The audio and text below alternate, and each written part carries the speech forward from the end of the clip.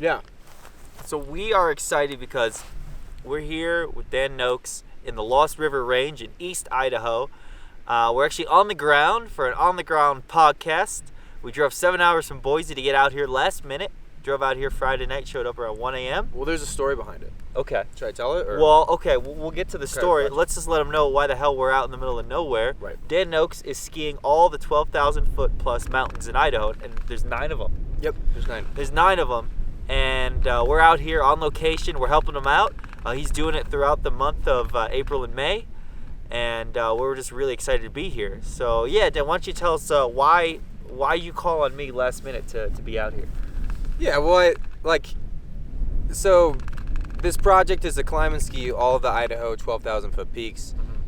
And I have to manage working, a family, and doing these peaks. Right. And then there's a short window to do these peaks because right now in the spring you can hit the big lines without any avalanche danger. Right, so can you go into that? What do you mean? You can't be skiing here in January when there's more snow? So you could, but you just have to make sure the conditions are right. And sometimes that's a little bit dangerous for people because we don't live here and we don't get an avalanche report. I don't even know if there is an avalanche report for this area. I don't think there is. Yeah. I don't think there is either. So if you're here and you know the snowpack, then you can kind of manage that. Yeah. But I think that's why people avoid it is because they're afraid of avalanches. Sure. And so in the springtime, people are not afraid of avalanches, and so this is kind of the time that people or skiers hit the bigger lines. I don't think it's as enjoyable because... Well, when you say bigger lines, you mean from the top, the peak. I mean the top, yeah. The peak is what you're skiing. The steep stuff. Yeah. And that's what these mountains are. They're super steep. They have a lot of vertical. And I would say these mountains are respectable for any skier to do. Yeah. And that's coming from me. I've skied my whole life. And I know there's better skiers out there than me, for sure. But I'm just saying, any skier out there that skis these peaks, they're respectable for sure. But anyway, so this weekend was a big weekend. I scheduled out Thursday through Sunday. So Thursday I was going to drive down here, and then Friday hit a peak, Saturday hit a peak, and then Sunday hit a peak. And so I had my cousin and my friend Ted come along with me, and they had, their 4-wheel drive vehicles that we could get here. I have a 2-wheel drive truck that's basically going to break down. Both of them bailed on me, kind of last minute. And so I was stuck here kind of on my own. And it's a little nerve-wracking, I think. Because you're doing these peaks, you're all by yourself, and, I would do it and call me a pansy or something. But, yeah, I called Joel. I called, my friend who I knew is intense enough and who can, manage his own here and be an asset to kind of show his support. So last minute, it was amazing. He just, dropped everything, and you came down here, and you arrived at 1:30 a.m. in the morning. I mean, they were in the middle of nowhere, basically, right by the Lost River Range. So that was the most epic thing, I thought. It was a long drive. Actually, excuse me, I'm crying here. Snot and tears are running down my face. Not from the beautiful words from Dan, but it's windy. I'll just take a sip of water. It's windy. Yeah, so I drove out here last minute. He called me up at work, and so I was like, listen, I gotta go help my buddy out. He needs a base camp team. Yep. And also, the mountains that you're skiing, these aren't... Okay, so anyone who's into the outdoors, 12,000 feet, it sounds high, but there's definitely higher mountains. For sure. example, Colorado's got 14,000 plus mountains. It's true. California's got the tallest in the continental. Yep. Alaska, Denali's 20,000 feet. Yeah. So 12,000 feet doesn't sound like a whole lot if you start comparing them. However, right. If you can actually see behind us, you can look at the faces of these hills, and there's actually more vertical drops in this mountain range than any of the 14-footers in Colorado. I don't know, because there probably are some 14ers that have a lot of vertical drop. Yeah. And there probably are some 14ers in Colorado that are pretty respectable ski lines. And I know in California, Mount Whitney, that area, those vertical drops are really big. Yeah. But I would say these mountains, why they're so special, they only hit 12,000 feet, which is not too high compared to 14ers in the lower 48. But the terrain, these actually are hard mountains to climb. Very technical. They're technical. They're not the most technical. I'm not using, my ice axe all the time, but I would say they're demanding. And so when you go out there... Well, you are using your ice axe. Yeah. And you are using crampons. How long are your crampons? How long are these spikes? 2 inches? I think they're just about an inch or 2 inches. About an inch to 2 inches long. Yeah. So, and then you're using your ice axe to kind of dig footholds and handholds to get up. It's usually a handhold, so like, because some of the chutes that you go up are really steep, and so to have that, mine's actually called a whippet, and so it has an ice axe on a ski pole, and so I don't have to carry another piece of equipment. So yeah, you put it in the slope, and that kind of like, it helps you stabilize, and then you have the crampons on your feet that also help you stabilize as well. And then stabilize. What kind of angles are we climbing when you're talking about stabilizing? And it's funny you talk about angles, because people, like, I went skiing just a little bit ago with like a beginner skier, and there's nothing wrong with being a beginner, but he was saying, what's the steepest thing you've skied? And I was like, I don't know. He's like, I did 50 degrees. And it's like, I doubt you did 50 degrees actually, because when you do 50 degrees, like you're pooing your pants. Yeah. Like it's freaking steep. Yeah. And so like, when I would say like maybe the steepest stuff I've done is like 45, maybe. I don't think it's 50. I really don't. But I think it's like a true 45, maybe a true 50, if that. I need to have an inclinometer to really tell, and it's the hardest thing. And I haven't really studied angles so much, but I know it's common for people to think something is steeper than it really is. And for example, in a ski resort, most of the stuff is between 20 to 35 degrees. Okay. Yeah. Okay. You're definitely skiing steeper than that, though. Definitely steeper than that. It's definitely steeper than the resort, for sure, yeah. Yeah, and another thing about this mountain range is that how remote it is, and just getting here, you need a four-wheel drive, high-clearance vehicle to even get to the base, so you can start hiking and then climb the mountain. Yes. So that in itself is more difficult than most places that people ski. The remoteness is, I think that's the most challenging, not the most challenging, but that's a very challenging part, and it causes a lot of headache if you don't have a four-wheel drive vehicle. For example, the first time I did Mount Church is behind us. It's one of the 12ers, and I wish we could see it, but we can't. My car didn't make it up when we came here. It was last year in May, and so I actually had to bike this whole thing, and I think the whole day I did about 21 miles. So 21 miles, so and then 6,000 feet of vertical. Right, I mean, it was like a big deal. Right, so you biked so you could hike, so you could ski, so you could hike to bike back. And okay. I don't think I saw, I didn't drive in the sunlight, because my whole sunlight window was just either biking, hiking, or skiing. Right. So just driving in the dark here, and then driving back in the dark. Yeah, and then if you get hurt or if you need help, there's no one out here. There's nobody that's going to help you. No, nobody can hear you scream in Idaho. No. Yeah. No one's helping you. I mean, you have, I have a device that I could put the SOS, and maybe they would send some, they probably would send some help. How long do you think that would take? It would take at least 2 hours, and that's a good time. No, I would say longer. I think it's more like maybe a day. Maybe a day. Yeah, 24 hours to get someone out here. Yeah. I don't have too much experience with the whole search and rescue, but we did watch a PCT hike. Remember that guy? Yeah. I'm sorry, we're not laughing. It's just funny because it's funny because we're so remote, and this guy wasn't that remote because the search and rescue team was there within the hour. I think he was 10 miles away from a highway. Yeah, literally. I think the closest highway to us is, time-wise, 2 hours. It's 2 hours away for sure. Yeah. And there's no cell service. And there's no cell service once you hit the pavement, so then you got to continue to drive. And I don't know where the nearest hospital is. Maybe Missoula from here? No, Idaho Falls. Idaho Falls is a hospital. I think so. I think that's 2 to 3 hours from here. Yeah. It's the closest hospital. Yep. From cell range, we are about 3 or 4 hours driving distance, for sure. Yeah. Just to get cell phone reception? Or unless you want to go on the peak, and then you'll have cell phone reception. Do you have full G? Full bars? I don't know. I didn't bring my cell phone today, but I've made a call from Mount Church, and I think I don't know if I called from Bora, but yeah. Oh, that's interesting. I didn't call from Bora because it was so windy. Right. It was cold. Right. Bora is the tallest mountain. Actually, you can check it out. I actually hiked, or I tried to. Yeah. Last year with Dan, and I bailed out, but he did the whole thing. But he would have done it. He didn't have the right equipment. You said crampons. I brought my ice fishing crampons. I didn't realize they were talking about we're climbing Everest. It was a new world, and you weren't prepared. But next time, if we get you out, you'll make it for sure. Yeah. Another great thing about the Lost River Range is that it's the tallest mountains in Idaho. It's 7 hours from Boise, 3 hours from Idaho Falls, Yeah. 7 hours from Salt Lake City. It's in the middle of nowhere. And so nobody comes out here, and there's a lot of beautiful landscape around us. I just caught a bull trout, actually, from the river that we're camping on. Yeah. And so we're in pristine wilderness nature out here, and it is a great place to ski. And a lot of people would think it's too late in the season to ski. And you touched upon it. You're saying, well, this time of year there's no avalanches. This is the only time of year you can ski these mountains.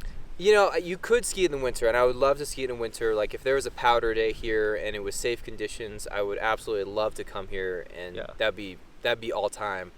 But I think, for the most part, you know, I think springtime is kind of what people do. Or when I say people, I say it saying that skiing here in the winter is not impossible at all. It's actually be quite enjoyable. Yeah. Well, I don't even know how you would get here because they don't plow these roads. I think you'd have to do snowmobile for sure, or you'd be walking for so long. There wouldn't be enough daylight. No, there wouldn't be enough daylight. But you'd have to snowmobile in. That's how you do it. And I feel like if we were here in the winter, I wouldn't even hit the big peaks. I'd hit these little hills around us. You know, that's probably what what most people would do, just because the danger for avalanches would be so high. Yeah, for sure. But even like something like this, I could hit these nice hills. Something like, you know, these lower hills without any trees on them. You could hit 2 or 3 runs in a day. Yeah. Yeah. It'd be fun. That'd be fun. Yeah. And so there's 9 mountains in Idaho. There's 9 mountains. 12,000 feet. I'll name them all. Okay. So there's Mount Bora. There's Leatherman. There's Idaho. There's Breitenbach. Did I say Leatherman already? You did say I Leatherman. did. Diamond. Hindman. Crap, I'm forgetting. This is kind of hard. Well, you're climbing them. I'm climbing them. I kind of want to do it again just because. Did I say church? Nope. I didn't say church. This is taking forever. 7. I got 7. There's 9. There's 2 more. I'm trying to think. Oh, Lost River Peak. Lost River Peak. Classic name. And then, trying to think. I said Breitenbach already, right? You said Breitenbach. I didn't say Donaldson. Donaldson. That's it. And that Donaldson is what I'm going to try to do tomorrow. Donaldson, we're hitting tomorrow. Yeah. We're not going to try. We're going to do it. Yeah. I didn't drive out here for a failed attempt. Yeah. No, the pressure's on for sure. But it's a good pressure. I mean, I would say, like, part of these projects, and you experienced this with the Wild West Trail, they're actually not that enjoyable. Not while you're doing it. Not while you're doing it. And I think that is that's the definition of a project, is when it's not enjoyable, when it's hard, you actually know it's a real project. And maybe people have a different experience, but when I was on the ICT, like, the last thing I wanted to do was be on the ICT. Mm-hmm. I get that. And I think right now, skiing these peaks, like, I want to come out here and do it when I'm at home, but then when I'm out here, super painful, I want to go back home. Yeah. So it's like, I've been out here for 3 days. I've done 2 peaks already in this time frame, and one day was just like an evening where I set up camp. So basically 2 days, done a peak a day, and so tomorrow I'm doing my last peak for this trip, which is Donaldson. Right. And I'm saying hopefully because, like, anything could happen. I always am kind of like treat it like that. But hello. Hey, somebody driving by. Somebody's driving by.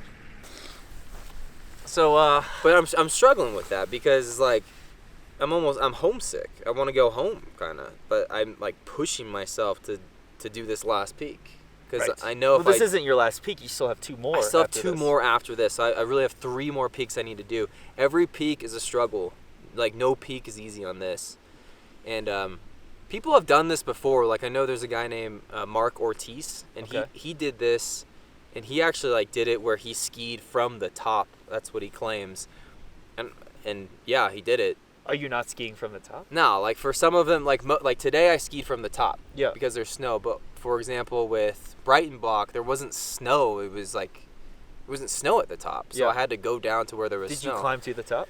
Exactly. Yeah, for sure. Okay, so you climbed to the top and you skied down it. If there's no snow, you can't ski. Yeah. I mean, I don't think anyone would consider that cheating, especially if you already climbed to the top. Right. Yeah, I don't consider it cheating. Yeah, I don't think so. But I honestly, I don't know. Like, on YouTube, there's only Mark Ortiz, and then there's, you know, people who have skied these peaks before, but, like, do all 12 and publish it on YouTube. I think it's Mark Ortiz and myself. He's already done it, and I'm endeavoring to do it, so I still haven't done it. Yeah, so so not a lot of people even do this. Not a lot of people know about this probably. I That it's don't even a think challenge. so. No, I don't think so. I mean, like Idaho climbers, they know about it. Okay. They know about the Idaho 12ers. And when I first heard of them, like with anything in Idaho, it's like, oh, there's 9 peaks that are over 12,000. How hard can it be? Right. It is hard. It's only 12,000 feet. Yeah. It's not that hard. Not that hard. It is hard. Mm-hmm. Super challenging. I don't think anything comes easy in this state, and that's why a lot of people don't do it. And so Yeah. I'm sure there's more people that have skied, Colorado mountains than have ever skied these Idaho mountains for sure. I think so. I Yeah. mean, there are some pretty remote mountains in Colorado. I don't know why we're talking shit on Colorado Yeah, so there's much. there's a but- lot of good skiers in Colorado, and there's a lot of serious. We're backcountry calling them out. skiers. If you're that good of a skier, why aren't you skiing the Lost River Range?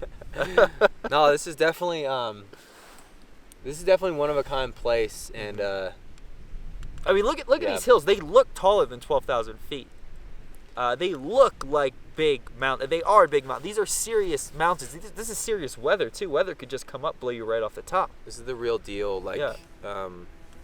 So my dad, he would always take me to the John Muir Trail, and Mhm. we would, hike the John Muir Trail. Those are in the growing up. Sierra Nevadas. Sierra Nevadas. Yeah. And those get pretty high, those mountains. They get 14,000. There's some 12ers, 13ers. But they're serious mountains, especially in the winter. If you go in there, they're serious mountains. I would say these are definitely comparable to those. Really. Oh, yeah, for sure.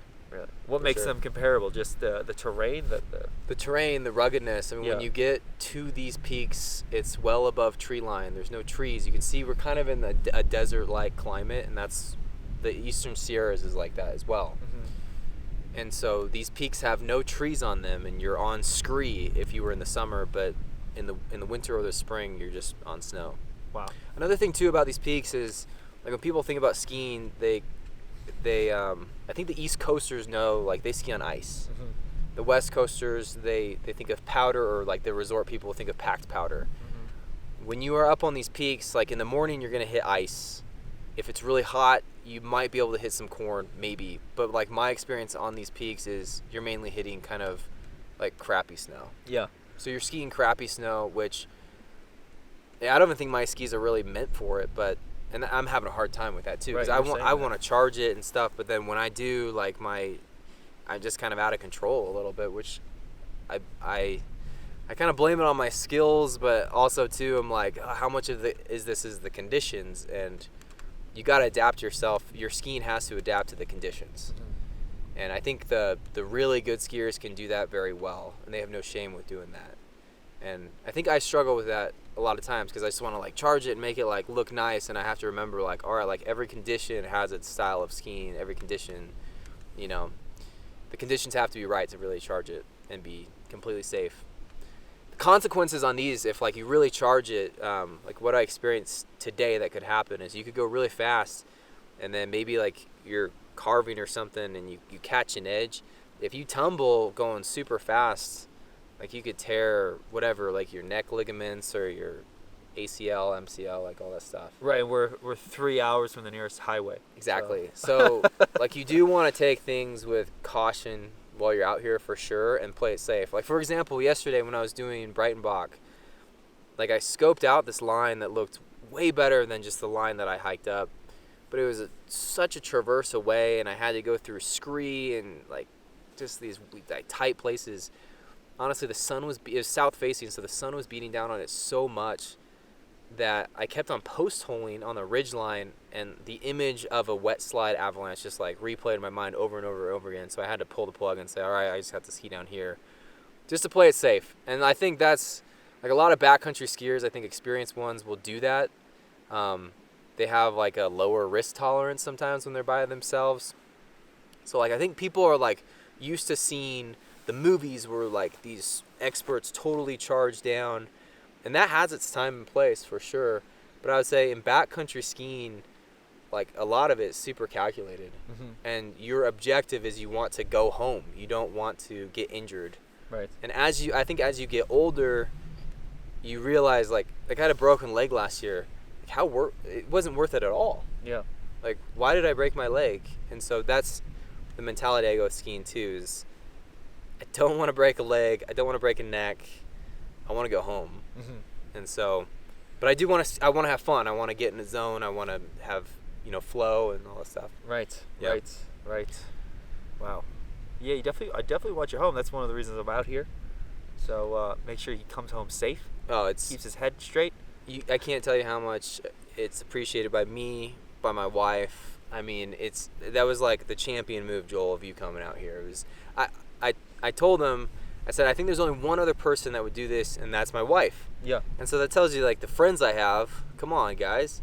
But well, it's yes, we're good friends, but also this is a harsh environment that we live in, and when you live in a place like Idaho and somebody calls you, spur of the moment, like, I need help because I'm out in the Lost River Range, if you live in Idaho, that's something that you have to do, because there's going to come to a point where I'm going to be stuck in the Lost River Range or a similar situation where I'm going to need help, and this is not an easy country to come back from.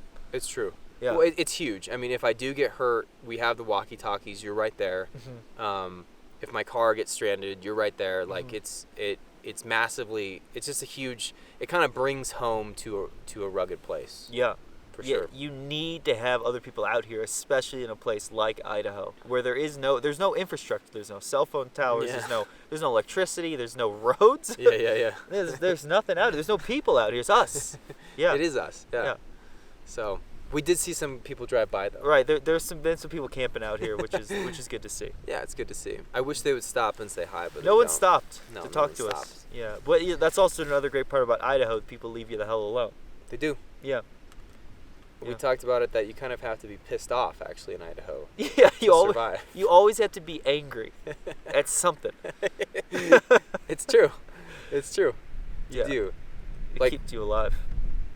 What are you angry about? I'm trying to think about. It's something like something. Somebody, the weather. Somebody walked on your property. That's a big one. I think. Somebody's getting too close to you. Someone's talking to you too much. Like, Yeah. dude, get the hell away from me. Like, what are you talking to me for? Well, I didn't start talking to you. Yeah. Yeah.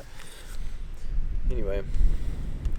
So anyway, we're very excited. We're gonna put the link to Dan's 12ers. Now, you're putting it up all in one episode, or are you breaking them up? No, we're breaking it up into Okay. 9 episodes plus bonus episodes. Okay.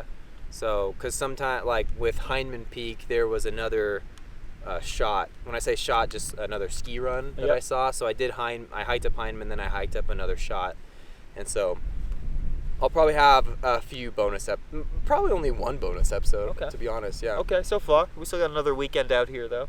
Yeah, there might be like a bonus episode of hey, like this is what I'm thinking or something. But, but the main episodes will be the peaks. Okay. For sure. Yeah. Awesome. So far I've done 6. So I have 3 more to go. 3 more to go. Yeah. And the one that you did today was Leatherman. Leatherman, yeah. Leatherman done today this morning. Now that's crazy because I dropped you off we woke up at what, 4:30? We left camp. I woke up at 4:30. I think we left at around 5. Okay, and we probably got you to the trailhead at 5:30 a.m. About that, yeah. And so you were done by noon. Yeah, I mean I could have been done earlier, but I spent like an hour or more on the summit. I was waiting for the sun to kind of soften it up, but it never happened. So I. And how many vertical feet did you climb? Oh man, I think maybe like 4.5K, maybe. And then you were back. We picked you up at 1 o'clock. Whoa, noon. 11:30. Yeah. Yeah, right before noon, 11:45. We picked you up. And I lost my pole. Right. That was a big thing. So my pole is it's the retractable pole, and the second half came off, and so I had to backtrack. Right. And luckily I found it. If I hadn't found it, I think that would be in it. Right. So for 5,000 vertical feet. Yeah, about sure. And so you started hiking at 5:30. You're back by 11:30. Mm-hmm. So 4.5 hours to climb a mountain and ski down it.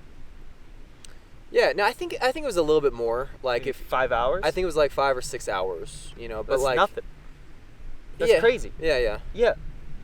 It might take somebody else like shorter or longer, but like it's not about. I'm not about time. It'll take me but another 5 hours to do it.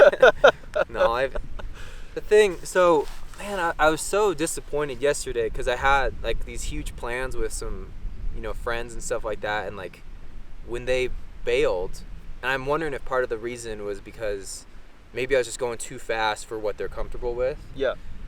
But I'm not fat, like, because I've skied with really, really fast people, like going uphill, and I'm not one of them.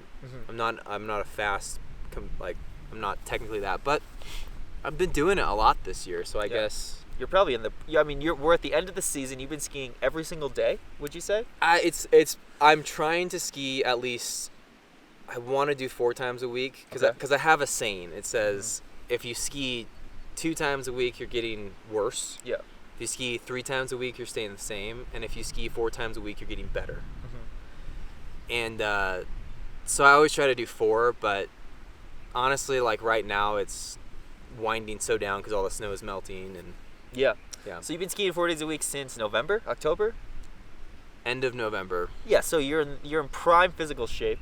You're climbing up the biggest mountains in the state after training for it all season. Yeah. Yeah, I'm not surprised these guys can't keep up with you. Yeah, I mean... How many other people live at a base of a mountain that they ski every morning? Not too many. Right. I literally live... It's like 2.2 miles away from where I start the hike up to the mountain. Oh, so where I'm skiing down, that's legitly, if you drew like a line, you walked it, it would be 3 miles from my house is the peak. And I ski, it's about like I think it's like 1,700 feet vertical that I do. Just every morning. Is this before breakfast or after breakfast? No, it depends. I mean, like I'm not like an early starter every single time. Sometimes it's in the morning, sometimes it's in the afternoon. But if it's a powder day, you want to hit it in the morning because that's when the cold temperatures are there. Okay. The best snow. Where I live, it's kind of. I think it's a mix between, it's intercontinental.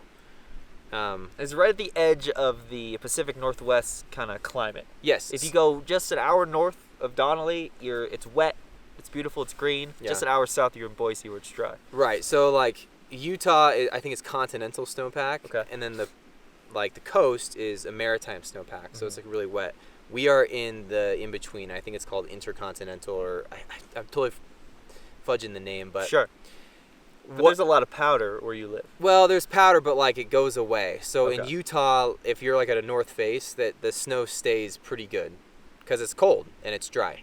Where we live, it's more wet, and so you hit it when the snow drops, or like actually it's weird in where I live is the next day after like a wet storm, the snow will actually dry up.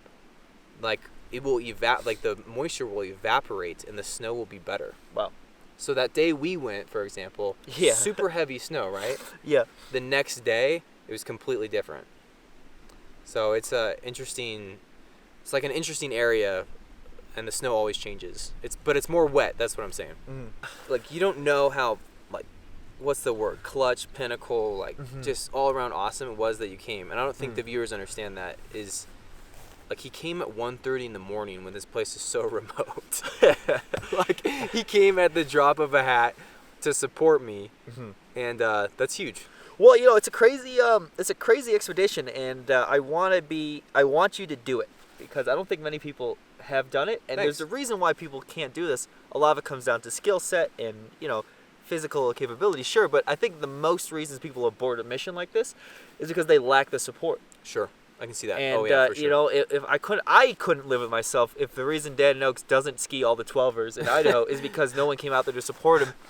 So I ended up canceling. I had a fishing trip planned and a birthday party. You did. You canceled all of those, which is awesome. My wife was super supportive too because after 2 friends bail on you, it kind of it like brings you down a little bit for some reason. It shouldn't, but it does. Right. So I was super bummed.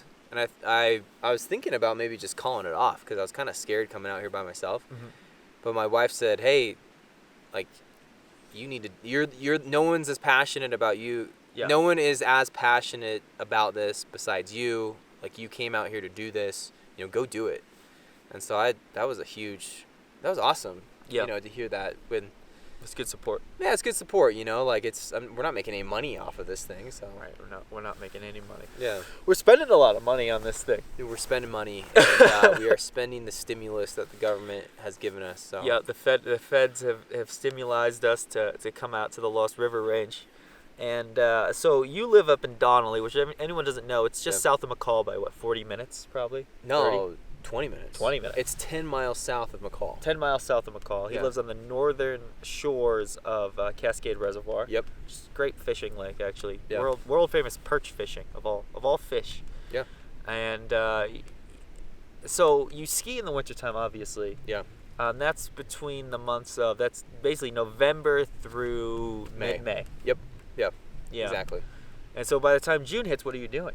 I hate it. I'm literally so bored, and I have the hardest time with summer. One, because I think I overheat. Okay. So, and we have no AC in our house. Right, you must be so acclimated to the winter because Yeah. you're always outside. So I'm overheating constantly. I don't get that great of sleep. But I do, like, what I do is I go running to try to stay in shape. Okay. When I was young, I'm talking when I was 12 years old, I used to ride bikes a lot, like BMX bikes. And then in high school, my friends were into skateboarding, so I would skateboard. Right. But I was always terrible. So nowadays, like, I don't want to skateboard because I'd get injured and it's just not worth it. So I just go running and it sucks. Yeah. Yeah. It's Well, boring. have you you backpack sometimes? Any backpacking trips planned for the summer? There was one. I don't know if I'll do it after doing this because it's like. But yeah, I wanted to. So we did the Idaho Centennial Trail together. You actually finished first, but in 2018. Who's counting? But yeah, I did it with less time too. Yeah, he did. Joel and I were the only ones to complete the Idaho Centennial Trail all the way through in 2018. Yeah. Only ones in the whole entire world. And so, yeah, I was going to go from the Nevada border all the way to Campbell's Ferry, and I was going to fly my family to Campbell's Ferry, and then we'd all fly back. Now I'm almost thinking I just want to fly to Campbell's Ferry instead of hike it. But who knows? Maybe I'll do, like... Well, you take a jet boat to Campbell's Ferry. You That can. could be You cool. can do jet boats. Yeah. Maybe honestly, like, I don't know. Maybe I'll do just the Frank Church. Maybe I'll do more. Yeah. It just all depends with work and stuff. Okay, Yeah. so we might have some things in the summertime. Yeah. So you have a backpacking trip planned. Now you live right by Cascade. You getting into fishing this summer? So I just bought a fishing pole, but I bought it for my wife. Good. She grew up fishing with her dad, and so yeah, we went to Tom's Tackle or whatever. Tom's. By the way, shout out to Tom's Tackle in Cascade, Idaho. Great little tackle shop. They're not paying us for this little pitch, but No. definitely stop when you're in town. It's a good shop. And they tell you what the fish are biting, where they're biting, what's happening. A lot of insightful knowledge. They got great worms too. The bait is in great condition. The customer service was phenomenal. Yeah. It was great. So yeah, I bought a fishing pole for my wife, and we went out and she caught a decent sized perch. It's good. Yeah, and we were gonna eat it, but I think she threw it away. Yeah. I don't know why. I think she just didn't want to do it Yeah. because I was gone. I didn't cook it up. Yeah. You gotta fillet those things when they're fresh. Exactly. Yeah. It started stinking up the place, I think, Yeah. and she's like, "I'm done." Yeah. But yeah, so that might be, honestly, like, that's the whole thing for me is like what do I do in the summertime? The one thing that I do that I love but I'm terrible at is I love going surfing. Yeah. I love it. I've lived in, California for sometimes, I'm not proud of that. I'm not proud of that. I'm not proud to actually say it on this podcast. But He's a surfer, people. Give him some slack. have lived in California. I was actually born in California. Oh man, and I was actually the controversy. I was raised until I was 14 in California. Oh jeez. And my dad still lives there. Yeah. Okay, anyway. Oh, jeez. But I picked up surfing after, like, cuz we lived in a suburb, East Bay of California. I picked up surfing after when I was in college, and riding a wave is honestly one of the greatest feelings. I think it's as enjoyable or even more than powder skiing. And that's saying a lot. Like, I go skiing a lot. That's I like surf. I've surfed in New Jersey when I lived there, and down in South America I did some surfing. It was a lot of fun. Oh yeah, I love it. My friend and I, we went to Peru for 6 weeks. Yeah. And it was like the land of the lefts, and we're both goofy footers, so the left break is just, it was so fun. It's because that part of South America kind of juts out almost straight west. Is that it? It Is that looks why? like an L. Yeah. And so it's jutting out into the Pacific Ocean there. and it's very interesting. It's good surfing. Well, I'm mentioning California again, but I'm regretting it. But California is kind of the land of the rights. There's Really? I did Yeah, not there's know. a lot of right breaks, especially Yeah. in Santa Cruz, all those places. Mm. I'm not a good surfer, but Yeah. it's fun. I like it. So I would love surfing- to bash on California more. I think it like well, we can bash on California. I think California is probably one of the worst places to live actually in the whole United States. Okay. Maybe. I would say New Jersey is worse Okay. because California at least has nice weather Sure. going for them. Sure. Yeah, and the beaches are better than New Jersey's for sure. It's just bad there. I mean, Yeah. I grew up there and I tried going back and just you can't afford it. The taxes are so like it's just like why if anybody is in California, why are you still there? But Why are you still there? But don't come out to Idaho. Don't come out to Idaho. It's way too cold. The mountains are too big. You want to enjoy it's it. too rugged here. You could go to like Arizona or Texas. I hear are good places. Well, for I think Californians. Utah is actually kind of becoming a California. You can go It's to too Utah. close. It borders Idaho. I'm It nervous does. about sending people that way. It is. And Yeah. It's okay. Nervous about that. Or just stay in California. You know what? It's worth it for you, right? If you're there. It's worth Reno might be like a Reno? I think that's like a second California. it. Yeah. For Nevada. Reno. Well, yeah, which is the taxes in California are too much. You can't make any money. You can't get ahead. You gotta be a big executive. Right. Like you really do. You gotta be a big fish in it's a big pond. So It's huge. yeah, it's a rough place, and the traffic is what kills me about it. That's really what I dislike about it. I hate sitting in traffic. It's such a waste of my time, and it's like I don't even want to live in a city anyway. Yeah. So why would I live in California? But I guess if you like cities, you like walking to work, you like paying all of your income to rent and taxes, then I think that's the perfect place to be. Yeah. It's nice. It doesn't rain too much. Another thing that's like on my mind is the with the quarantine, Mm. people have started working from home, and what I don't understand. So I've been working from home for the past 6 years. You made a career. You have a family on it. You have I- property. I bought a house. I own Yeah. a house. Like I don't owe anything on the house Right. from working from home. The Dave Ramsey plan. Dave Ramsey plan sold my truck, everything. I told him to sell his truck, and he's making fun of me. Yeah, well, he told me to sell my truck, but I'm the only one that can get out here to get him to the mountains. So, That's true. Yeah, sell your truck, but that's So okay. I'll sell my truck, get out Yeah. of debt, but then I'll call you to come get me when I'm in trouble and say, thanks for being in debt for your truck, but I need some help. I'm not in that much debt. It's gonna be paid off here. Yeah. Soon enough. What am I talking about? I'm talking about the quarantine and Yeah. working from home. So what I don't understand is people keep saying, oh, it's so hard to work from home. What's so hard working from home? Yeah, what's I so don't hard about it? understand And you have a newborn at home. I can get it if, you have, 3-4 kids running around and you have no extra space. Yeah. But I'm talking about the person who does have a secluded office. I'm talking about the person, and then I keep hearing from corporate folks saying, oh, but the camaraderie when we go to work. It's like, these corporate folks are working, I'm probably saying 40% of the time when they are at the office, and the rest is socializing with their employees. Would you Sure. agree, or? I would agree. I actually go into the office 4 times a week. I like it if someone I work with is work. I enjoy going in. I think it makes But you a he's little just bit more saying efficient. that because, he wants to have his job. But I like my job. That's why I go in, because I enjoy it. Yeah, you make a good point. I was working remote. I was working for myself and stuff before this. So, yeah, most people aren't working. Though there's a law. It's a theory. It's called something. I think it's Peter's principle. What's to say? It basically, but the gist of it is 90% of the work is being done by 10% of the employees. Totally true. Yeah. And that's what you're running into true. here. Totally true. Because if you're a good employee, yeah, you can work from home and get the same amount of work done, or you can Yep. work from the office, get the same amount of work done. But if you're not really working anyway, that's why you go into the office. What drives me insane is there's kind of this culture that if you are away from the home, you're working and you're making money and all that stuff. Mhm. But it's like, wait, you're away from home for 12 hours a day, and 8 hours, maybe 6 hours was you were by the water cooler just kind of Right. chit-chatting with your You're not coworkers. productive for 12 hours. You're not productive for 12 hours. There's That's no way. ridiculous. There's no Yeah. way. Yeah, Elon Musk maybe, but he's building rocket ships to Mars. I don't think most of these people that you're talking about are But doing even that. Elon Musk is tweeting gifts and That's the, true. all that stuff That's like true. that. So we don't yeah, know. he's got a lot of time too on his hands. He's doing podcasts. Yeah. I think the small business owners, those are the ones who are really productive. So, Well, you're a small business owner. I'm a small business owner, but honestly, like when I first started, I would say I worked so much more than now. Yes. That I got more experience. But I would say, for example, like a restaurant owner, I don't think those people sleep. Yeah. They work so hard. There's certain jobs where like there is no time, but these corporate jobs is like pretty cush.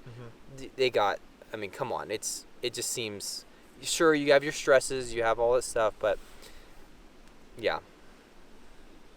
Yeah. So you're saying people are quarantining, they're working from home, they're complaining about it. What I'm saying, working from home is the best thing in the world. Yeah. Like, I think just everybody should work from home. If you have a job that you can do digitally through the internet, why aren't we all working from home always? Yeah. And I'm hoping that this quarantine time manifests that to, these type of jobs. You can stay at home. There's more freedom, I think, staying at home. Like, you can save on commute time. Right. You save time and money. Yeah, the commute, I hate commuting. I think it's such a waste of everything. Waste of resources, waste of time. Like you were saying, it's miserable.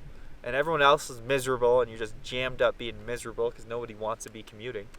Another topic I wanted to bring up and is, it's a completely different subject, but what is the purpose? Like, why do we come out here and make ourselves suffer in the mountains? Like, what are we getting out of it? Oh, I think we're getting, I think this is what life is. This is the only way to experience it.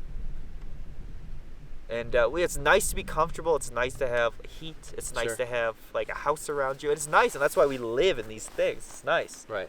But if we don't, it's kind of like a yin and yang. If you don't mitigate that niceness with this kind of extreme survival situations, then you don't appreciate either situation. Right. And then are you even experiencing life to the fullest? I don't think so. What else are we supposed to do on this planet other than experience it?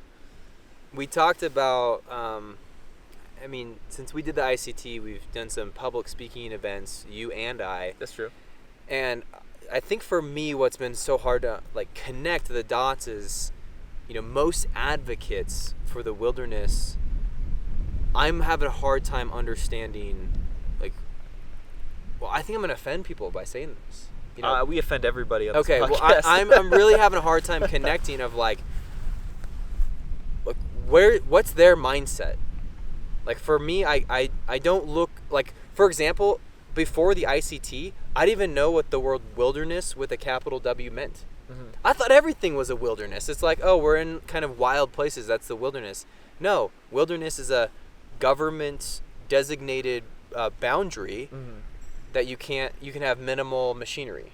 No machinery. Minimal, because can't you have some in the case of emergencies and stuff? Right. The government can do anything they want, but the law is written where they can't have machinery. I had no idea about that. I had no idea about Forest Service boundaries, and so when I go to these public speaking, a lot of the audience, and they've been a great audience, and I've enjoyed connecting with them, but I just think I don't get their point, like what they appreciate versus what I appreciate. I think for me, when I go out and do a hike, it's more for the physical and the challenges and stuff like that. It's not for, hey, like I'm spending time in these places or appreciating that the government set aside this land for this use. Right. For me, it's not. I'm not thinking the that. government didn't make these mountains. No, I'm not thinking these that mountains at all. aren't even wilderness areas. They're just national forests. Yeah, these are national forests. Yeah. So, but they are wilderness in that there is no machinery, there is no roads, there is no infrastructure. Right. Yeah. But it happened just because of how extreme they are, not because some guy in Washington, D.C. drew a line around them. Exactly. And honestly, if you look at all the wilderness areas, they're all like that. They're all naturally roadless because of their extreme topography and conditions. What's another thing, too, is these national parks. Yeah. It's like kind of disgusting, actually. What they've done to them? Well, it's just when you go to, let's say, Mount Rainier. Yeah, okay. Climbing Mount Rainier is... Beautiful mountain, by the way. It's a beautiful mountain, but when you go there, there's a visitor center, there's a huge parking lot, right. There's these roads that they've intertwined. It's like, all right, maybe there was like some movement in the 70s to kind of get people to appreciate the lands, but it's just like kind of gross. Oh, it's disgusting. They paved over the most beautiful land in our country, so that we can have a bunch of people literally shit in it. Literally, that's what they're doing. Literally, they're overflowing the toilets. And that's what government does. They takes a great idea. They want everyone to come see these places, and they ruin them. I liked what Carmen said on one of your podcasts. I think he encouraged people to go permitless. Yeah, the no permit challenge. No permit challenge, which honestly I've been doing the no permit challenge without even knowing it was a challenge. By default. By default, because my thinking was, like, what? I don't understand it. It's like permit. What is a permit? I didn't understand it until I was older, because my dad kept. We would go to these places in California. Yeah. It's always California. The epicenter. He said, we got to get a permit. I was like, why? Why can't you just walk in there? Yeah. Oh, because you'll get kicked out. By who? Yeah. By a ranger. Legitly, you will get kicked out. But you can always run away. You can always run away. Well, the thing about the no permit challenge is, like, we're not telling people to, like, drive into a national park and not pay the entry fee. We're saying, one, don't drive to a national park. Don't use the road system. Yeah, don't. If you don't use the road system, there's nobody out there. The rangers aren't in the mountain. The rangers don't actually do anything in the national parks. All they do is stay by the visitor center and they clean latrines. That's their job. It's true. Yeah. So you're saying walk in from the no entrance. That's what the no permit challenge is. I like because that. The way the national parks are set up, a lot of people don't know this. You're not actually breaking any rules, because the entry fee is specifically written for people entering through designated entry points. But because it's public land, you can actually walk in anywhere you want to. But you do have to pay the entry fee if you walk in the entry points. So what about California again? What about the John Muir Trail? I mean, they do have permits for different entry points. Yeah. Those entry points are pretty remote, but they have a trail. So are you saying if you come from a no entry point, you can just go in there? So part of the heart and soul of the no permit challenge is hiking where people don't actually hike, and that's why the permits are such a joke. So if the John Muir Trail is so popular, why are you hiking it if you're doing the no permit challenge? I feel like in that situation, you would just be flaunting that you're kind of a douchebag, and that you're just literally piling onto the shit. I guess that's what I've been doing for all these years, because I've been hiking the John Muir Trail without a permit. Oh, well. No, we get a permit, but like I always get it for one place and then go in another place then kind of catch up, because it's just like a zoo anyway. Okay. It's a zoo. Well, all we're encouraging people is to hike something besides the John Muir Trail. Gotcha. Okay. Well, it does. You told me about somebody who made a comment on something saying, "Why would you hike?" Yeah, right. So we've been trying to get people to hike the Idaho Centennial Trail. So we're posting on Instagram and Reddit, all the backpacking community. And we're just trying to get some attention for it. We get downvoted, by the way, when we tell people to hike it. On Reddit? Yeah. People do not like to talk about Idaho. Yeah. I'm like, okay. And then one guy on Instagram, I called him out. I was like, all you thru-hikers think you're so tough, but you couldn't hike 400 miles through Idaho. And a guy responded to me on that one. And he said, why would I hike a trail that no one's ever heard of? And that's the mentality that we're fighting here with the no permit challenge. Yeah. Exactly. That's why you should hike it. There is, I honestly, when I did the Idaho Centennial Trail, like I went into it thinking, this is gonna be awesome. I'm gonna get a trail name. Yep. There's no trail names on the Idaho Centennial. Culture. There's no culture. There's no trail towns. There's no people. Yeah. There's nothing. So, I got done with the whole ICT expecting a trail name, all this stuff. I have no trail name. My name's Dan. And honestly, I don't even want a trail name anymore, because I see all the hikers. And I think, I'm going to create some enemies. There's some that I respect for sure. Sure. There's some hardcore. We like Skirka. The Palante Pack crew. Those Pack crew, like shout out. Andrew Benz, John Sahorian. Those guys are super respectable. They're ultralighters. We got our guy in the Wrong Way gang, Groucho. I hiked with him out in Montana. I'm trying to think who else there's some hardcore hikers that do the PCT and AT and all that stuff. The CDT hikers are usually cool. Yeah. Mm-hmm. But there's no permits. If you're hiking the PCT, don't get a permit. Jesus Christ, people. Just hike it. You gotta just hike it. When do you do it? Yeah. Would you ever do the PCT though? Maybe when I'm an old man. Okay. Would you do it just for like YouTube popularity? Nope. No. That's not what this channel is based on. Carmen might do it. Okay. To help grow the brand. I might do it. Yeah, that's the for thing. the Just YouTube popularity. For the YouTube popularity. That's I'm talking trash on it, but I might do it. Well, that'd be funny to do it. It would. Actually, talking so much trash. It would be funny to do it. No, it's not. It's not in my. I couldn't do it because I just don't want to.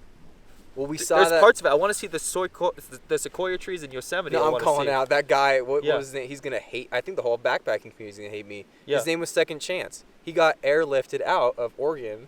someplace. Yeah, he did. I don't want. I mean, maybe something was going on. Probably. We're calling out Second Chance by So, name. Jesus. Oh my gosh, I'm so sorry. We might have to cut that out. Oh man, this is gonna be the most downvoted podcast of all time. People love that guy. He's an inspiration for everyone with diabetes. We can't lie. I can't. That's messed up. That's messed up that we're laughing at it. I think we're. Listen, we're in the outdoors. Okay, we're in Idaho where things happen. People disappear out here. That's Animals true. eat you, and they don't care. No one cares. Nobody cares. No one And like, cares. you're gonna go try to hike through the Sierra Nevadas and the wilderness, even if it is California. I think I'm just saying, pay attention to. You gotta take care of yourself. Like people. no one understands. Like what kind of. It kind of bothers me a little bit is, like, Joel did this hike that was 2,300 miles and very rugged terrain, and it just, like, because it wasn't the PCT or the CDT or the AT or these, like, popular trails, like, it wasn't noticed by everybody. Right. But, like, out of all those people who are doing those trails right now, how many of them could actually last through the Idaho Centennial Trail? Even just the Idaho Centennial Trail, not to mention your 1,000+ miles that you did after that. Right. Well, I guess the point is that we're ragging on this guy. But the guy's a great guy. I would love to have him on the podcast. We have a dark sense of humor here, and I hope if you do a podcast, I hope you rip us apart. We're definitely assholes. But it's not fair to go out to these remote locations, like you were saying. I did this 2,300 mile hike, and I didn't ask anybody for help. You didn't. You were by yourself. I was by myself. I was ask for help. I was self-sufficient, and that's what you got to be. Yeah. And I think part of the trail culture that we dislike is the softness and these people that have to rely on trail angels, and they have to rely on help in order to finish it. I'll call it out too. I don't know. I can't. That one, you strike too much of a chord, I think, for people. But anyway. What were you gonna say? Like, stop smoking weed every single 20 miles or every single 10 miles. Like, and stop you're binge there drinking in every town you're go to. there to hike. Like, get the miles. Be healthy, hike, and as the Whole Food Hiker says, you got to be healthy. Oh, dude, that guy's hardcore. Arizona, Whole Food Hiker, Idaho Centennial Trail, badass. No, he's hardcore, and he raps. He has a rap. He puts some love into his rap, and he's an excellent skateboarder too. Yeah. So anyway, we're not hating on everybody. We like the guys that are real hikers, and we dislike people who can't cut it. I was disappointed, because I grew up and my dad really kind of showed me an appreciation for thru-hiking, totally. Right. And I grew up thinking PCT hikers are it. Yeah. And 3,000-mile trails. Yeah. That alone is hardcore. Ever since I was 14 years old, even 12 years old, we would hike the John Muir Trail and we'd see the PCT thru-hikers. I was just in awe. And then when I do the ICT and just see what thru-hiking has become, I'm really disappointed. Mm-hmm. I'm really disappointed in it. Yeah, thru-hiking should be, expanding and finding new trails, and instead they're clogging up the toilets and only hiking the same trails as everyone else. Yeah, it's something different. It's and that's what I say, just separate yourself a little bit.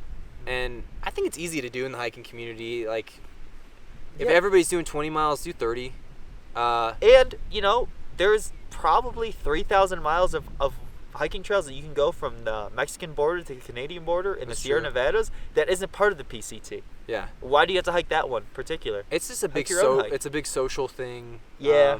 Yeah, I think that's a big deal. Honestly, the thing, so Carmen, I think, is, thinking about the PCT for the social aspect alone. For the social aspect. And he's going to go into it for the social aspect, which I think is a great perspective to have. And when I hiked my wife and I, we just hiked the JMT one summer just for fun, but I noticed it was just it was a singles paradise. Yes. It was girls in bikinis, maybe had makeup on. We're really selling this trail. This could be why people don't hike in Idaho.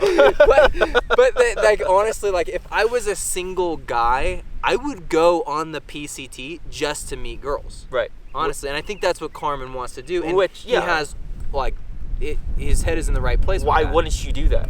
That's a smart thing to do. It's stupid to come out to the Lost River Range. This is a stupid thing to do. No, it's smart to hang out with girls in bikinis in California in the mountains. That's a smart move. If you're single, I think that's the way to go. Yeah. I can't publish this podcast on my Facebook. My whole family's gonna see it. No, you're not single. You're not saying you want to do it. No, we're dogging on people. I mean, okay. It's fun. It's the Wild West Trail podcast, Dan. This is what happens when people get loose out here. This is the Wild West Trail. The thing is, we've got to grow the Wild West Trail brand. Oh, we're growing it. You know, it's got to be mainstream, I think. So yeah, I don't think we'll ever be mainstream, which is okay. It's okay. Yeah, it's profitable okay. would be nice. Yeah. Which might be the definition of mainstream. Yeah. Do you have to check your batteries, or is this? No, I think this is good. We okay. can cut it here. Appreciate Dan Noakes coming on the podcast. Well, it's a pleasure. I mean, ever since the first episode of the podcast, I've been a huge fan. Great. I think Great. Just the whole dynamic of it with Joel and Carmen. You got Summer, and then you got this guy that I don't even know his name. Connor Powers. Shout out to Connor Powers. Shout out to Connor. He's just quiet and just loves it. Yeah. So it's like this perfect dynamic. You guys are talking. You're bashing on China, which I think is the right move. Right. We're bashing on California on this one, which I think is the right move. Right move. And I think we're bashing on PCT hikers, which is the right move. Another right move, yeah. Yeah. No, I feel bad for the whole second chance thing. I mean, he's going to hate me, and maybe that cost me my channel. I don't know. Will it? Well, I think he should just, man up and come on the Wild West Trail podcast. Yeah. Yeah. You can come. And then if you we're want big fans of him. We subscribe to his channel. If you want to do backcountry skiing with me, I'm totally down with that. I think it'd be cool. Like, I need a new, fresh outlook on different perspectives, I think. Yeah. But, I mean, I'm disillusioned by a lot of stuff that I've seen in my life. I mean, I could really talk for hours and hours about stuff I've been disillusioned by. Yeah. Well, Thru-hiking, it sounds like, has kind of lost its glitter. It has. I do it for YouTube fame. That's all I would do it for. But, like, honestly, sorry, I'm, like, spitting when I talk. So like, I don't think it can pick that up. I don't think coronavirus it's stuff up. gets on you. Don't say that. We have to cut that out. They'll take down the channel if we say that word. Okay, we'll cut that out. We'll cut that out. Okay, oh my gosh, are you serious? Yeah, we'll take it down. What? You can't say coronavirus. You can't talk about what is happening in the world. You can talk about it if you're CNN. Are you serious? Yeah, so this podcast, if you look at the views, we'll probably only get 50 because they're going to de-rank it, so people won't be able to find it. Well, so cut that out. Well, I kind of want to leave it in now. What? That's insane. Oh, I had no idea. No, you don't want to go down the YouTube rabbit hole with their censorship policies. I didn't know it was that strict where it's coronavirus. Yeah. Wow. Yep. Holy smokes. Yeah.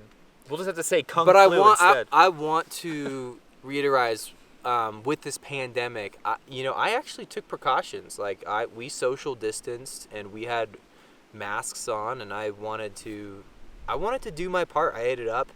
I think now I don't care if I get sick. I really think we're so. definitely not social distancing, and I live in Boise, the hot spot of Idaho. Yeah. Well, let's change subject from the Wuhan flu here, and let's talk about second chance again. No, we can't. No, I'll just mention the only thing I'll mention is like I just think the whole thing of posting a video about getting airlifted off of some part of the PCT. Why were you hurt? Like, did it constitute you getting airlifted? And right. It kind of rubbed me the wrong way, maybe, I think. And I just wasn't a huge fan of it. Yeah. Yeah. But listen, if you want to come out to Idaho, we'd love to hike with you. You did that on purpose. You did that on purpose.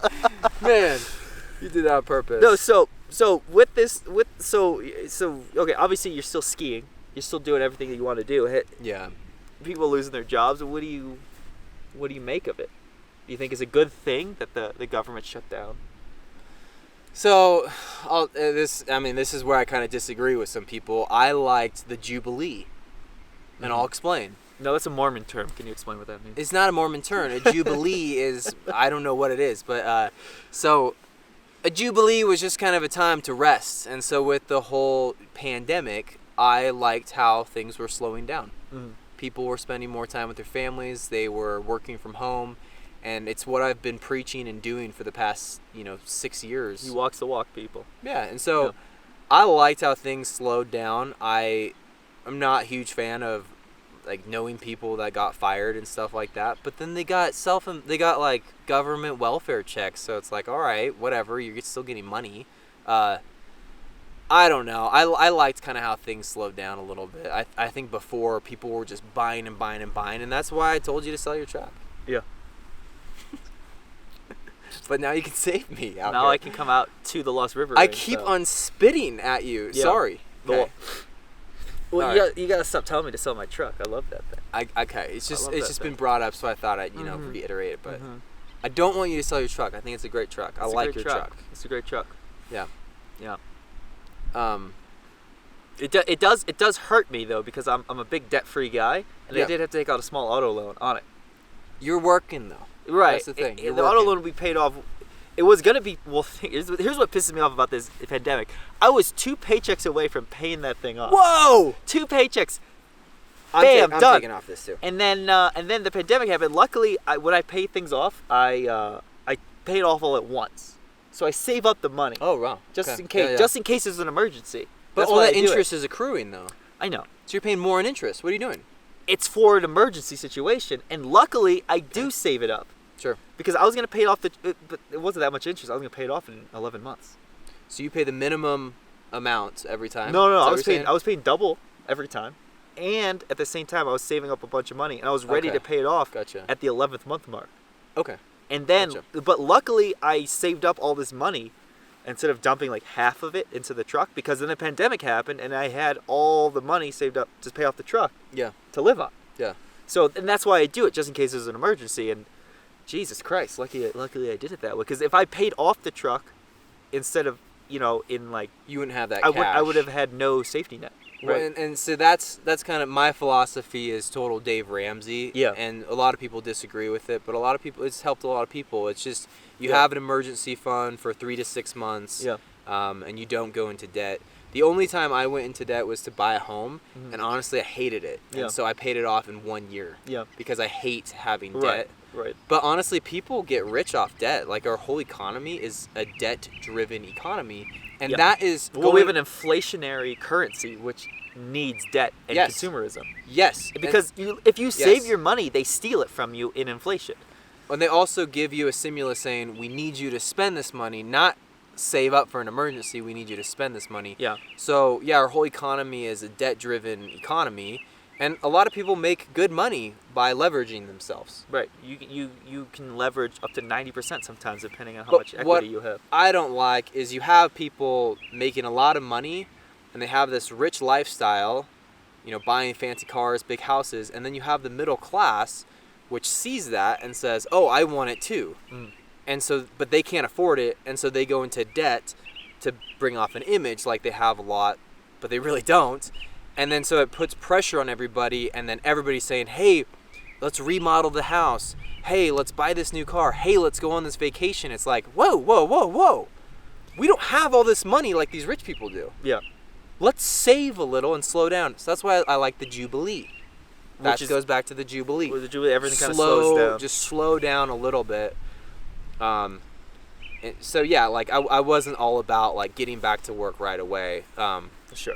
I don't think anybody was. But now we're back, baby. I'm happy. I just did a full week for my employer for the first time in about 2 months. Congratulations. Thank you. I feel really good about it. I worked a lot of hours. It's crazy how rusty you get when you don't work for 2 months, and then you jump right back into it, and you expect yourself to be just as good as you were 2 months ago, but you're not.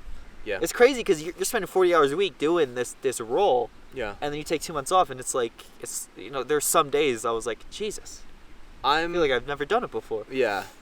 I want to present a new challenge on this podcast. It's the I'll say 20 hours a week. Mm-hmm. The 20-hour-a-week challenge. Make a living off of just working 20 hours a week. Sure. So there's a theory. I think it's I don't know, but it's kind of saying, if you have a timeline, like you can get a large amount of work in a short amount of time if you have a lot of pressure. Mm-hmm. But if you have this, extended stuff, you're getting less work. Mm-hmm. So my whole kind of how I've been operating is I've been trying to, do quality work in less amount of time, so I have more free time for things I like to do. Right. Yeah. Right. Well, yeah, it depends on the kind of lifestyle you want to live. If you want to be a CEO, you're not going to be able to do that. You're not going to be able to do that. And that's fine, man. If that's what you want to do, like, that's true. God bless you, because, I like, you're the guys that I'm kind of working for. Well, also, too, probably you, too. I Your like... clients are CEOs. They are, and yeah. I like that kind of personality, mm-hmm. the CEO personality. They tend to really appreciate kind of the stuff we're doing, right. Skiing, hiking, all that stuff. I think it's because they actually like doing that stuff, but they don't have all of the time mm-hmm. to do it, because they have dedicated to make money. And make that's money why that's why we appreciate CEOs, because they've dedicated their time to making money. We've dedicated our time to kind of enjoying life a little bit more. Or be a little bit more fit, or having some passions that don't necessarily result in profits. Right. I always, I said this on the podcast, design your life. Mm-hmm. So however you want to live, don't follow a script just because someone gave you a script. Right. You've got to take hold. You've got to recognize what you enjoy doing. And then also, too, this is the most important advice that I found out. All the images of people thinking they have money, like 90% are false. Yeah. People just go into debt to buy stuff. And they maybe buy some like nice clothing and they look awesome. Guaranteed, like, you're making just as much money as them, or maybe even more. Yeah, and it depends how you measure wealth. Yeah. How much are you saving a month? Because I know guys that were living out in San Francisco who are making probably double my salary, but their savings, because of all the expensive living there, they were saving less money per month than I was, and I was living a better life. I was fishing, I was skiing, I was having a good time. That's another thing about Idaho is if you make a $70,000 salary, that's probably equivalent to 170 potentially. Yeah. At least 100 in California. Yeah. Maybe 50% more, so you get double 140. Yeah. So what other hikers do you admire, and maybe some that you're you don't see eye to eye with? Well, my favorite hiker of all time is My Own Frontier. This guy films great landscape shots. Yeah, you showed me that guy. He only does about 7 miles a day, and I've heard him talk shit on these through hikers that get the miles. That guy's good. I like My Own Frontier. I like that. Yeah, My Own Frontier. He knows what he's doing. He loves hiking. He just loves being out there. He's always drinking beer and just watching the sun go down. Yeah. Which I respect. I don't think I could do that because I need to be fishing or hunting. I need to be doing something. Yeah. Because if I'm not doing anything, I might as well get the miles in. Hikers I don't like. I don't know. Honestly, anything to do with Backpacker magazine, I'm so frustrated with this company. Yeah. Well, there's that article that they released. Instead of highlighting something like what you've done. Oh, that was Outside Magazine. Oh, okay, right. Outside Magazine. The transvestite hiker. Yes. Can I say that? Is that what they're called? Are they called? What are they called now? They're not called transvestite. There's transgender. Transgender. I think that's the term. Yeah. If I offended you, I'm sorry. Transgender hiker on the front cover of Outside Magazine. Yeah. Yeah. And no offense to transgender. I have a friend who is transgender, and I completely respect the feelings. It's a weird thing to push, though, in the outdoor community. And I think if I had an outdoor magazine and say, hey, I'm going to push this issue that is so hot right now, or push somebody who's actually going outside and kind of exploring new trails. Yeah. Come on, you're Outside Magazine. Yeah, it's Outside Magazine. Stick to your topic. Yeah. Well, there's a reason why guys like us don't subscribe. We don't follow them on Instagram. We don't buy any products off of their website because they're not talking they're not talking to us. Yeah. They're just not unrelatable. I think far out of touch. Yeah, if you actually like the magazines like Outside, like Backpacker, they're not actually talking about real things. That's why me and Dan actually have our own YouTube channels, our own websites, is because no one is doing what we're doing. Well, that's why I like people like Palante Packs. Right. They put their money where their mouth is. They do the miles. They do the adventures. They make the gear super respectable. Andrew Benz, John Zahorian, that whole crew is just like, they have my respect for sure. Yeah, biggest shout out to those guys, and anyone else that's doing like real hikes. There's this one guy reached out to us on Instagram, S. Sullivan, I want to say his name is. I follow him. He's doing the triple crown in one season, where they fly between the 3 big hiking trails: the CDT, the PCT, the AT. Mm-hmm. And so it's like in the springtime you hike the AT, and then once the snow melts in the Sierra Nevadas, you hike that, and then you jump over to the CDT. And so it's a logistical nightmare, and the planning and stuff is overwhelming. And so this guy's doing it. He's not the first one to do it, but it's definitely an impressive feat. But this year, the PCT Association was like, they're not in charge of it. They can't tell. There's no enforcement behind what they said. Mm-hmm. But they're telling people not to hike it. Oh, really? I didn't know that. Yeah, they're telling people not to hike the PCT. What? Yeah. For the whole season? Yeah. Why is there a PCT organization? Right. They give permits that you don't need to hike it. Do they give permits, or what do they do? They give permits, yeah. That You are know- not enforceable. Oh, okay, so what are you signing up for? You're just giving your emails to these people so they can sell it to a Chinese manufacturer and sell you crappy gear that's going to break. advocacy, advocacy It groups. makes me kind of sick. They just live off of people. So that's They're like kind of leeches. They're just sucking your capital and your time and your energy. so Now they're sucking our energy just talking about them. Well, so advocacy groups, I'm gonna lose so many friends by this podcast. Yeah. Maybe But- you'll make some new ones. Yeah, maybe. I'm not completely for advocacy groups. Why? Because they kind of run on a top down, and then they also ask for money. That's how they make their money. And so the actual goods that they're providing for the money that they're getting is out of balance, for sure. And so some of them, advocacy groups, will do some trail maintenance, which is like, okay. Yeah. But then you question, if you had a group of 3 trained professionals instead of volunteers to do trail maintenance, how much more work could they do than this advocacy group that recruits volunteers for free while the person at the top makes all the money? Yeah.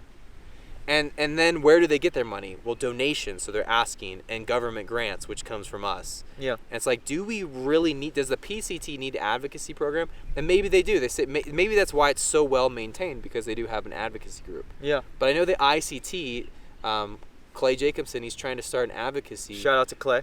Shout out to Geotic. Yeah. Joel has kind of coined him as Geotic, which stands for... It's an acronym. God Emperor of the ICT. Yeah. Yeah. So Clay Jacobson, super cool dude. His main goal is to start an advocacy group for the ICT, and with it, he could probably maintain it a lot better than I hope it is so. maintained. Yeah. But I'm not completely for it. Yeah. I'm just not completely saying I want to give my money to this advocacy group. What I would like to see, and I propose this to Geotic, I would like to see a Hot Shots crew, a Hot Shots trail crew, come back into business. Mm-hmm. What it is, it's privately owned, and it's a crew of guys or girls that are paid a respectable salary to maintain this trail, instead of the volunteer model that they have right now. Well, who's gonna fund that? If it's private, the free market, Yeah, there's no demand. there is no demand, and that's the problem. And Yeah. so my whole idea of funding is, you got to have entertainment. Yeah. So you make videos, and then you have companies that, it's like the social good stuff, which is basically the advocacy. But what I don't like... So you don't like advocacy? So I'm groups going unless- back to the advocacy. Unless you're running them. Hold on. The difference is that with this, the trail crew gets the respectable salaries instead of that one person at the top, while they're exploiting the volunteer labor. Okay. And the volunteer labor is not that experienced, so they're doing a fine job for the trail. But if you had a Hot Shots crew with dedicated people, they could cover so many more miles. Right. So give them a good salary, and that's how we maintain our trail system. Mm. That's what I think. Well, that's a good idea. Now, personally, I'm actually against roads, and I'm kind of against hiking trails too. I've been there. I've been there, and I had to really ask myself, what is the purpose of a hiking trail? And honestly, you can get anywhere without a hiking trail. There's already hiking. Listen, people. There's hiking trails all over the place because the elk and the deer walk the same spot every single day, and the elk and the deer are hiking the same hiking trails we're hiking. Yeah. That's why I love the winter so much, because you make your own trail. Nothing is man-made. Yeah. And if you want to you can clear brush and kind of clear your path, but that's one of my favorite parts about winter, is it's so pure in that sense. Yeah. But I'm in agreement with you. And when I was doing the ICT, I liked the unmaintained trails. Yeah. I thought that was the most exciting part. We were following game trails the whole time. Yeah. So. It was cool. Either we're following the game trails or the trails that were on the map were just game trails that they decided to make it into people trails. Yeah. Yeah. True. So advocacy groups, I want to redo the model, I guess, of advocacy groups.